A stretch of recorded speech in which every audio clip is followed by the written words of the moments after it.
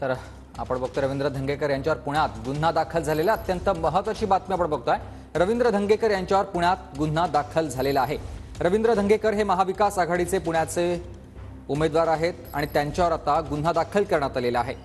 रवींद्र धंगेकर काल आक्रमक झालेले आपण पाहिलेले होते। पैशांचं वाटप भाजपाकडून केला जातोय असा आरोप देखील रवींद्र धंगेकरांनी केलेला होता। मात्र आज रवींद्र धंगेकर यांच्यावरच पुण्यामध्ये गुन्हा दाखल झाल्याची माहिती मिळते। कसबाचे आमदार आहेत रवींद्र धंगेकर आणि त्यांच्यावरच आता पुण्यामध्ये गुन्हा दाखल झालाय। पुणे पोलिसांनी त्यांच्यावर गुन्हा दाखल केलेला आपण बघतोय।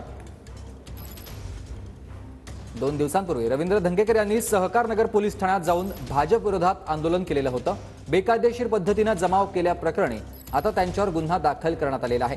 पोलीस आयुक्त अमितेश कुमार यांनी देखील या प्रकरणी जो कायद्याने सुव्यवस्था बिघडवेल त्यावर गुन्हा दाखल होईल अशी ग्वाही दिलेली होती।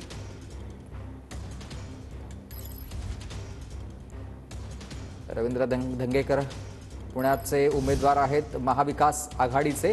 त्याचबरोबर कसब्याचे आमदार देखील आहेत धंगेकर आणि त्यांच्यावरच आता पुण्यामध्ये गुन्हा दाखल झालाय।